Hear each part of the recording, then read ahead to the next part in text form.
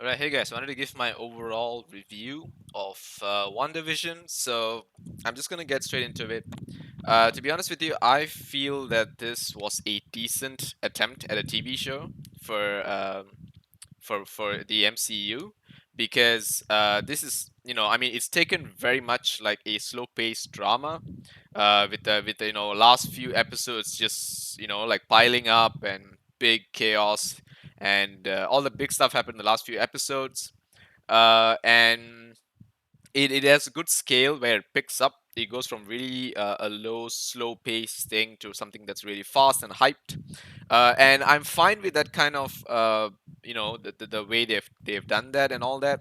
But to put in comparison, the only other Disney, I don't know, I think Disney Plus, right? TV series that I recently watched that I could use to compare is The Mandalorian. And The Mandalorian, just trashes this by far. This you can't compare WandaVision to Mandalorian. Mandalorian is just too good. It's in a whole different level because the pacing in every episode is very much similar. You have some highs and some lows, but the way it takes you through the character's journey and the world building and the stories that you get as the character goes through different phases of life, it felt very much a lot more well planned, I would say. And WandaVision just didn't seem like that. WandaVision had great moments in the series, great plot points and whatever, and nice twists and all that. But the way it was executed, I felt just didn't come together really well. The rating that was on IMDb that I felt is way too high, and I've no idea how it can get an 8.2. It absolutely blows my mind that they can give this an 8.2. The Mandalorian deserves an 8.2, and I think it's rated a little bit higher. Let's just have a look. A Mandalorian.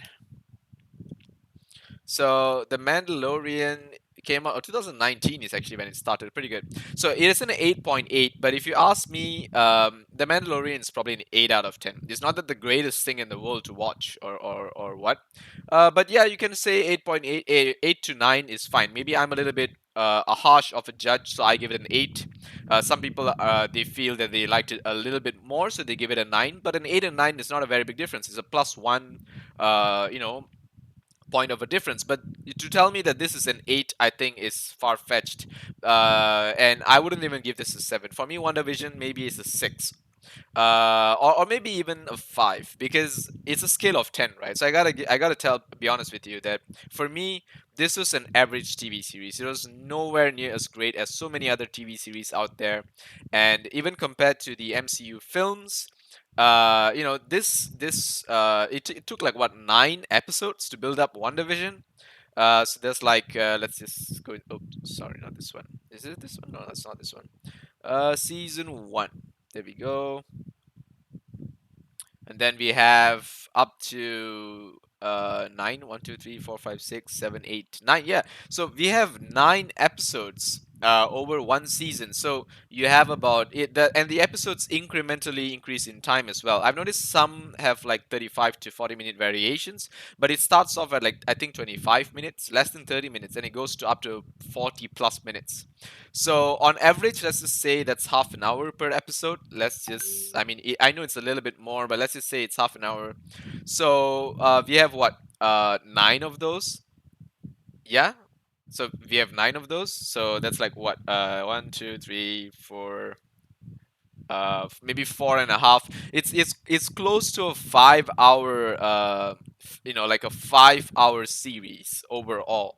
And out of these 5 hours, I think the most quality episodes were probably like, for me, if you ask me, it's probably like the second last episode's pretty previously on is pretty nice. I like the all new Halloween one because it really showed Vision, investigating stuff and all of that. That was pretty nice. And of course, the ending of Now in Color, which puts us in the We Interrupt This program, that was I felt a really nice part. So as you can see, a lot of people enjoyed this particular episode. Um, And of course, for me, the last few were pretty good. The series finale just didn't live up to the hype. I felt it was not nowhere near as good as the previous episodes. But on average, as you can see, a lot of the first two episodes didn't get very high rating, and to me they were really bad. They were really, really poorly done. Like, we get it, you want to make it a mystery, you want to slowly build up, but I felt that the entire first three episodes should have just put in a one episode portion. So maybe these two black and white episodes could have just been the first episode, just cram these two into one, and these two could have just been in one, because there was a lot of empty plot points that just were not necessary. And you get this kind of 80s laughing in the background kind of um, thing going on. Why? Because the jokes aren't good enough anymore. Like, back then, they used to do this thing just to kind of brainwash you to laugh at the right parts. And that was pretty much what the TV used to do, because apparently the jokes weren't good enough or something like that. I mean, if it is funny, hell, we will be laughing. There's no Adam Sandler or Jim Carrey or Robin Williams film or whatever that puts laughing in the background. You don't have those things. Maybe there is one. I don't know. I probably didn't watch every single one of them, but they don't do that because the jokes are so good they already hit you. So the only reason they were doing it was because they were trying to mimic the 70s and 80s, TV series portion.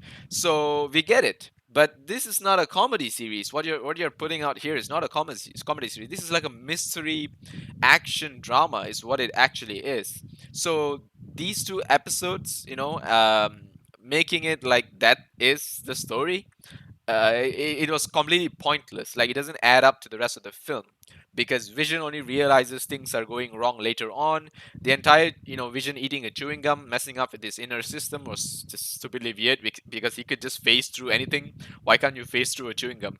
So anyway, there were those kinds of moments.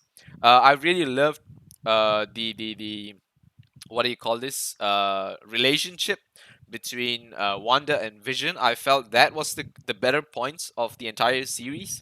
The connection they had, the way they interacted with each other, I felt very, very natural. Elizabeth Olsen really, really does a good job as the Scarlet Witch, and I cannot wait to see more of her. I'm very excited for the Doctor Strange film that is coming up, and hopefully we get to see the full extent of her capabilities, because in this, um, we have, what is her name, Agatha Harkness, right? She's the Marvel character that is usually the villain of Scarlet Witch. So we have Agatha telling her that you are more powerful than the Sorcerer Supreme. Now, I'm not sure if that is entirely true, or whether they're just saying it for the fun of it, because we saw a lot of MCU characters being downplayed. We have seen the Hulk being downplayed multiple times, which I absolutely despised. We have seen Thor being downplayed. We've seen, what do you call this, um, the Shuri, and being downplayed, saying that Shuri was going to fix up Vision, and then she wasted her time doing absolutely nothing. She never fixed anything up. And then similarly, Hulk just goes missing when he needs to. Thor gets fat, despite being like a few 5,000-year-old being or something. He gets fat in like, what, 5 years. So I've been hurt in the most ways possible by the MCU, and I don't want to be hurt by them downplaying Scarlet Witch, as they've built up to be such a capable character, capable of creating such a powerful force field and building her own world inside it. And even though she had some fine tuning to do in terms of her power, she didn't quite get the control of each individual right. We understand that she's still developing her powers, which is why we haven't seen the full extent of it. But now that she has also defeated Agatha, she possibly has, a lot of Agatha's powers in her now, which may or may not be a good thing, but it definitely makes her more powerful. We know that for sure. So for me, I will rate this series a 6 out of 10, and I'm just gonna keep saying that. And if you ask me whether it's worth a watch, yes, sure, go ahead. Um, Anything that's above a 5 is definitely worth a watch. Go ahead.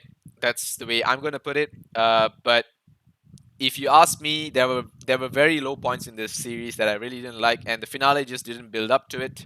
But what was really nice is that we do get to see good Marvel characters being a part of this new thing as a TV series. But if this was a film quality that you want me, or like, actually, what is the budget of WandaVision?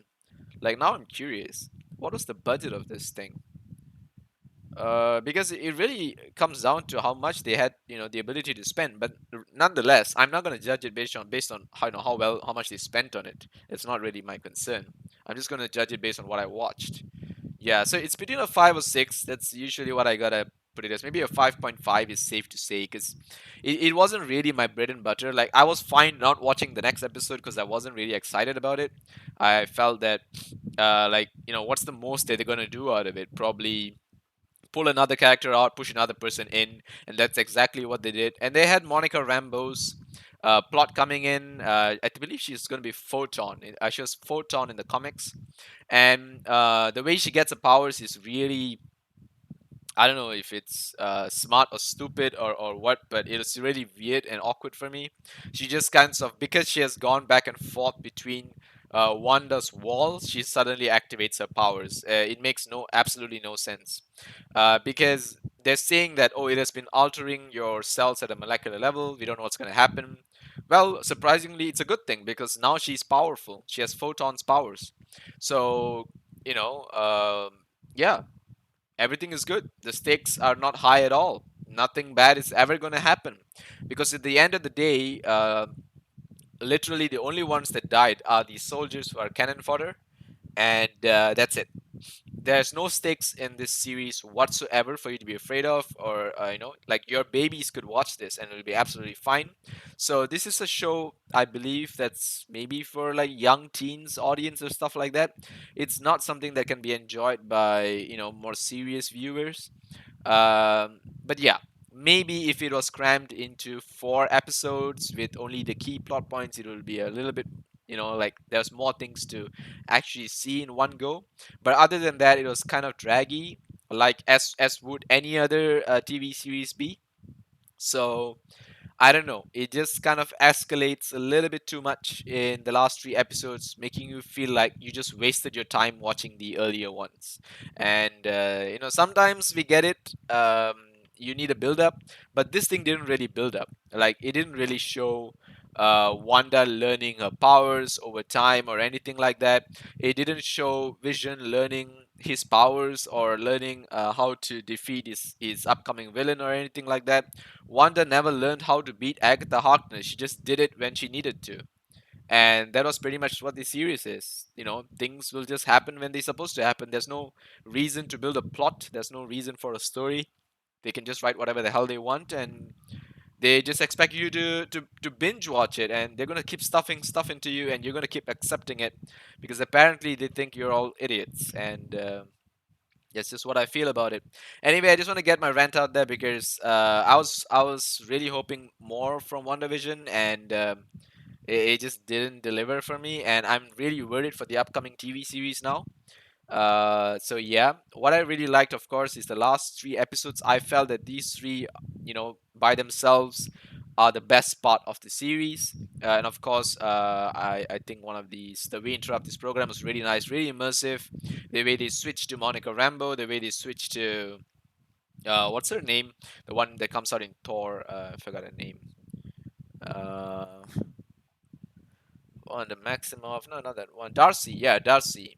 So Darcy's character is really nice, a very good addition to the series.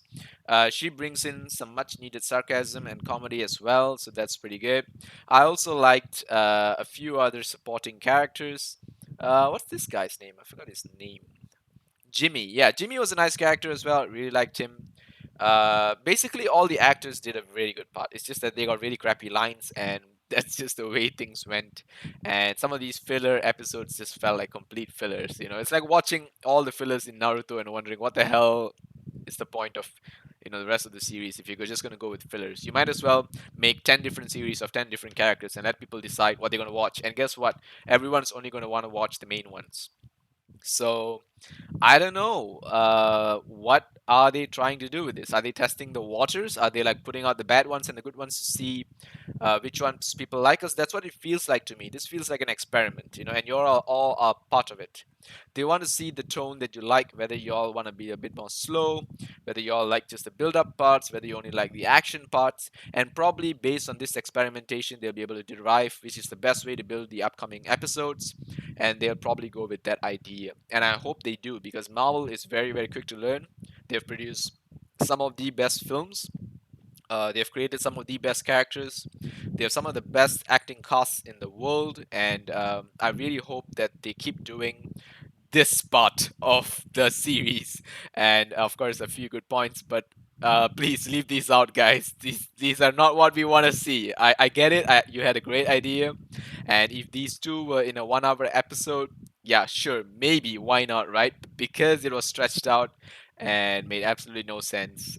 Yeah, some of these parts are just like, and also some of the things were already pre-explained, like the fact that Vision finds out Wanda is mind controlling everyone, and he never gets to show her any of it. Like all of that build up of Vision investigating was absolutely wasted because guess what? Agatha Harkness makes the reveal that she's actually controlling everyone in town, and Agatha has actually been, playing a part in messing everything up. So Vision's entire plot point, like his weight of character, is absolutely wasted because all the investigation he does, like we feel at one point that maybe Vision is the one that's going to make the difference. Maybe he's the one that's actually going to save Wanda, because Vision is a manifestation of Wanda. He's not real in this series. And we, it could be like a subconscious of Wanda actually trying to protect her. The subconscious of her that was Vision, her love. But it seems like even he had no point in this. All he did was talk some philosophy with a copy of himself, and then yeah, ended a fight there, and that's about it. So yeah, that's what I mean by plot points, like that carry no weight, and they become plot holes. Um, which yeah. Anyway, these her kids I think are also gone, and the bringing in of the new Quicksilver and whatever, I felt, I don't know what is the point of it. It felt like a complete waste of time because they've done this before. They did it with Iron Man 2, where they introduced the Mandarin, and it turns out he was just a Mandarin Orange because he's not the real Mandarin. He's just some actor or whatever nonsense. So I mean, don't call him the Mandarin then. Just call him something else. Like in this, they brought her brother back, pretending like he's Quicksilver, moving fast and everything. And to cast him, they brought the new Quicksilver. And turns out, no, he's just some guy who lives there.